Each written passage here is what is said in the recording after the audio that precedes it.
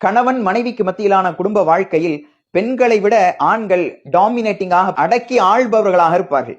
உனக்கெல்லாம் ஒன்னும் தெரியாது, உன்கிட்ட யாரும் கருத்து கேட்கல, இங்க நான் வச்சதுதான் சட்டம், பிடிச்சிருந்தா இரு, இல்லைன்னா உங்க வீட்டை பார்த்து போ, இப்படி சாதாரணமாக ஆண்கள் பெண்களிடத்திலே பேசுவதை நீங்கள் பார்க்க முடியும். இந்த அணுகுமுறை ஒருபோதும் குடும்பத்தில் மனமகிழ்வை ஏற்படுத்தாது. இஸ்லாம் என்ன வழிகாட்டுகிறது தெரியுமா? உங்கள் வாழ்க்கையிலே சின்ன சின்ன விஷயங்களில் கூட கணவன் மனைவிக்கு மத்தியில் பரஸ்பரம் ஆலோசனை செய்து நீங்கள் முடிவெடுங்கள். குர்ஆன் ஒரு சின்ன உதாரணத்தை சொல்லி காட்டுகிறது. ஒரு தாய் தன்னுடைய பிள்ளைக்கு தாய்ப்பாலை நிறுத்தவோ அல்லது தொடரவோ நாடினால் தானாக முடிவெடுக்க வேண்டாம், தன்னுடைய கணவனோடு சேர்ந்து ஆலோசனை செய்து அவள் முடிவெடுத்துக் கொள்ளட்டும். சாதாரண ஒரு பால் குடிக்கே இப்படியான ஆலோசனை தேவைப்படுகிறது என்று சொன்னால் வாழ்க்கையினுடைய மிக முக்கியமான கட்டங்களுக்கு எவ்வளவு ஆலோசனைகள் தேவைப்படும். அல்லாஹ்வுடைய தூதர் ஸல்லல்லாஹு அலைஹி வஸல்லம் வாழ்க்கையை பாருங்கள். பல இக்கட்டான சூழ்நிலைகளில், பல முக்கியமான கட்டங்களில் யாருடைய ஆலோசனைக்கு முன்னால் தன்னுடைய மனைவிமார்களின் ஆலோசனையை நபி அவர்கள் கேட்டிருக்கிறார்கள், கேட்டு அதிலே வெற்றியும் அடைந்திருக்கிறார்கள் என்பது வரலாற்றை பார்க்கிற போது நாம் உணர்ந்து கொள்ளுகிற உண்மை.